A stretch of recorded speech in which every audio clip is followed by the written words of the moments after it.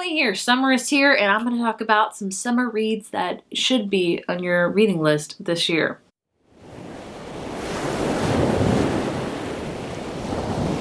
So I love seasonal reads. We all know this. I've done them for spring, summer, winter, fall. It's just who I am. I won't change it because I like it. So I love doing summer reads in particular because I read a lot during the summer.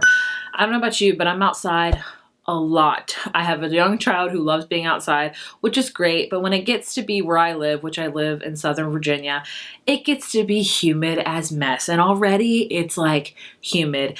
I'm like 7 months pregnant, so it's even more humid. So I'm like, how am I going to survive this summer? I don't know, but I will. But I'll read.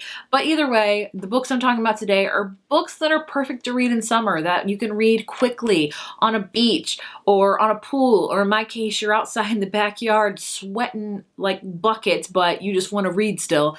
These are great books for that. So I'm going to talk about some adult ones and some YA ones, and I have a lot, so let's get into it. First up, I'm going to talk about a recent release, and that is Malibu Rising by Taylor Jenkins Reid. Taylor Jenkins Reid has written a summer book. Here it is.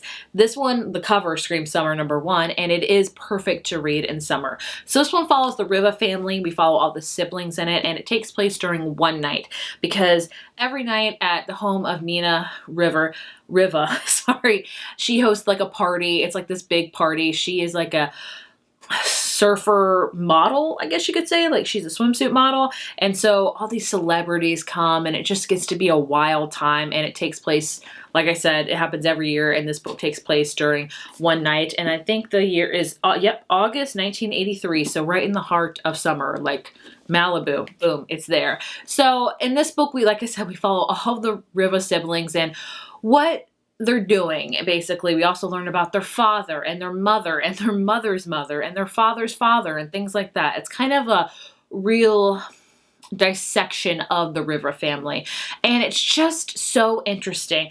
What makes this a summer read is the fact that, again, it takes place in 1983 in August in Malibu. But not only that, but all of the Riva kids love surfing. They grew up with love of surfing. So this book totally hits the nail on the head with surfing vibes and like Malibu vibes and kind of small townish vibes. So, and it's just a really great novel. It's not overly romantic. It's not like overly sad or anything, but it's just really the dissection of this family and how they've stuck together in the midst of a lot of turmoil that's happened in their life. They also have a famous dad. Their dad is a musician that has not been around in their life at all. But of course, during this night, he's like, maybe I'll, come back into their lives, even though I've been absent like over 20 years. So we got a lot of stuff going on. And we also get random party goers in this book as well. That's just, it doesn't really add anything to the plot, but it's a fun part of the novel, I'm not going to lie. So this is a great book to read by the beach, by the pool. If you want to surf that day, go for it. I don't know how to surf, but if you do, that's great. This is like, when I think of Taylor Jenkins Reid in summer, I will always think of this book now. If you want something a little sadder, but that's set on the water, if that makes any sense, Float Plan is the book for you. I've talked about this book a lot. I read it like in February in the midst of winter, and I fell in love with it. So this book follows a character named Anna, and Anna has lost her fiance to suicide. So there is trigger warnings for suicide, obviously, and had these plans for this big, elaborate, like, sailing trip, and he decides a year after his death that she's going to honor his memory and she's going to go on this trip. And the only problem is she doesn't know anything about sailing. So she tries to do the sailing trip on her own, but she quickly learns, I don't know anything how to do. I don't know how to do this. So she hires this guy named Keen, who is a professional sailor, to help her. So he helps her on this trip, and he's also battling some stuff himself. And so this whole book is obviously about grief, about Anna coming to terms with the loss of her fiance, about how she can cope with that also while maybe starting to have feelings for Keen. It does have some romance in it, but it's mostly about grief and self-discovery, and it's a beautiful book. It's a sad book, I'm not gonna lie, but it's a summer read because it's set on the ocean. Like, they go to so many beautiful locations, and Anna learns so much about herself. She goes on a trip both physically and mentally. So I love it. It's a great book. I'll forever talk about this book because I don't hear enough people talk about it. Next up, we have People We Meet on Vacation by Emily Henry. This alone should just be summer reads because the cover and the title. This one is about two characters named Poppy and Alex, who met in college and are so opposite that they just became friends, and they decided every year they would take a vacation together just because. And so they do that every single year. They go on a vacation. Sometimes it starts off small, sometimes it gets bigger. Anna gets a job for like this website that's like a travel website, so eventually it gets bigger and better. And then you get to see basically every year, like different summers. This book takes place in different timelines, so you get to see like 7 summers ago, 6 summers ago, up until 2 summers ago when something happened that made Poppy and Alex not talk to each other anymore. And so Poppy is obviously feeling a lot of hurt and sadness. And so she decides to reach out to Alex like, hey, let's go on one last vacation together. Maybe we can patch this up and let's go to Palm Springs, another great summer location. And so they go on just that, and they, you know, uncover their feelings and things like that. It's the ultimate friends to lovers book. I loved it. It's a great summer read because of all the reasons I just listed. It takes place in summer. It's over several summers. This one in particular takes place in Palm Springs. It's all about vacation and things like that. And it's just a really romantic book about 2 friends that have finally realized that maybe we're more than friends. You know those books when you read and you're just like, you have feelings for each other, let's just admit it, and it takes them forever. This is that book. Next up is Act Your Age, Eve Brown by Talia Hibbert. This is the 3rd and final book in the Brown Sisters series. I think I've recommended probably every one of them in some sort of video because I really like Talia Hibbert's books. This is about Eve Brown, who she says is a certified hot mess. Same here, always. So basically, Eve's parents are like, you need to like grow up, get a career, do things. And Eve's like, okay. And so somehow throughout a matter of events, she gets a job as a chef at like this bed and breakfast, and she also runs into like the boss's truck and like she hurts him, and so his leg is all messed up, so she has to help him run the whole B&B, and he's very reluctant about that. So her and Jacob start off on bad footing, and quickly they learn that they have feelings for each other. It's a great enemies to lovers, but also Eve is just so likable. Like she's just so full of life and happiness, and she sings all the time, and she always says yes to adventures, and it's just a fun romantic summer read. Any Talia Hibbert book will do. I just thought I would mention this one because it's her latest release. I'd read all of the Brown Sisters probably if you haven't already in the summer. It's a great time to read them. I recommended last year that I'm going to recommend again this year because it's just the epitome of summer, is Island Affair by Priscilla Olivieri. This is the first book in her Keys to Love series. Her second book actually just got released, Anchored Hearts.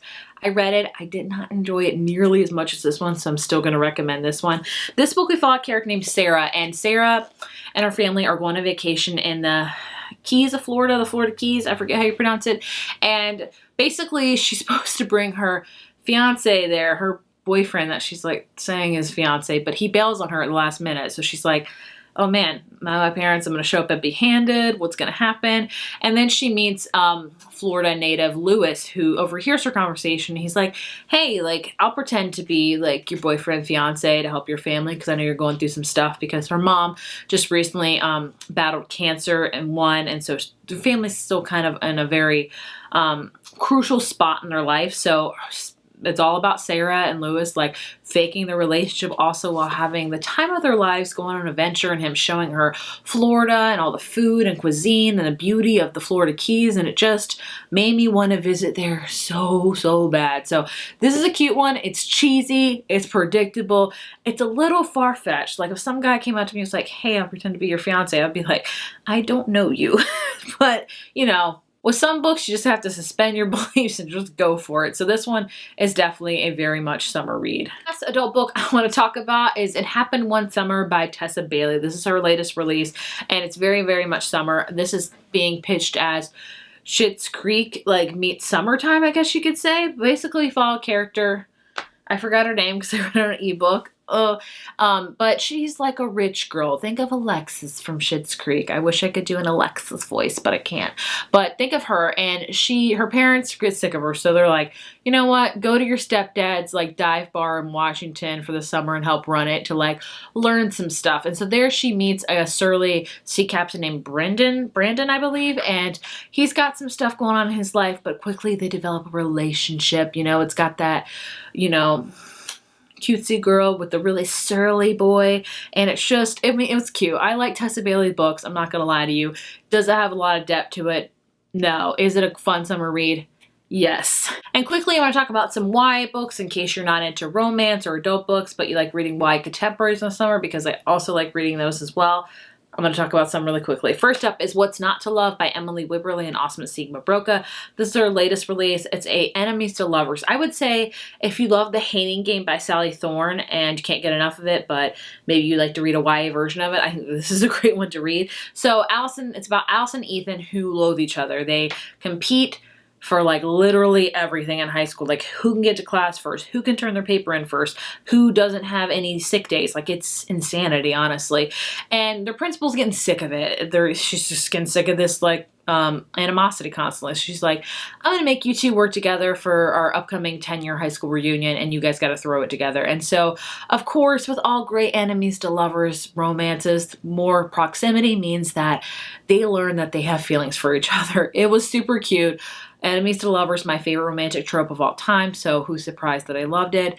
Not me at all. Next up is You Have a Match by Emery Lord. This is her latest release. I loved her book Tweet Cute. I didn't love this one as much, but it is a great summer read because it takes place in camp. I don't know why I did that, but we follow a character named Abby who somehow her and her friends like do this DNA test just for fun, and Abby learns that she has a full-blooded like sister out there that she never knew about. Like I'm talking about full-blooded as in they share the same mother and father, and she's like, okay. And then she learns that her sister is like a couple of towns over, and she also learns that her sister is like a camp counselor at this camp, so she decides, hey, I'm gonna meet her. They both meet up and they decide, hey, let's get to know each other more without our parents knowing at camp. And so it's all about their relationship and figuring out like how they're sisters, what happened with that, things like that. And like I said, it's not my favorite, but if you want something that's got like Parent Trap vibes and camp, like this one's great for that. Like it's definitely a summer read. Of course, no summer read video would be complete without a Casey West book. I'm going to talk about her latest one because I've talked a lot about all of Casey West's books. Her latest one is Sinkist, and it was cute. I didn't love it, but again, it's a great summer read. In this book, we follow a character named Avery. Her and her sister and her parents go to like this really kind of, I want to say like rich, like a really nice resort camp type of thing. And so she goes there and like her sister and her family jokes on her that she never does anything like adventurous. She's always just the safe child and things like that. So she's like, I'm going to prove them wrong. And so there she meets this guy that's in the camp band, and him and his band want to enter this competition, but they need help writing songs and things like that. And so she decides, hey, I'll help this guy write some songs and maybe he can help me live a little. And so it kind of goes from there. It's not really much to it, but again, it's set in camp. It's got that kind of dirty dancing vibe, so obviously PG, if you get my drift. But I mean, it was cute. Casey West books are any one of them, honestly, are great to read during the summer. If you want my personal favorites, it would be Listen to Your Heart and P.S. I Still Like You. Those are my two favorites by her, but I mean, any of her books are great summer reads in my opinion. Those are all the summer reads I wanted to recommend to you. There's a lot that I always like to read in summer. I'm sure there's going to be more I recommend in the future, but I don't know about you. With summer, I read a lot of romance, I read some thrillers, and then I read a lot of YA contemporary. Those are my three most read genres probably throughout the entire year, but especially during summer, I read them the most and I fly through them the most. So I would love to hear what you like to read in the summer. Maybe you like to read big fantasy books, or maybe you like to read like really intense horror books. I would love to hear what you like to read in the summer. Are you seasonal like me? Let me know. Thank you guys so much for watching, and I will see you in my next video. Bye.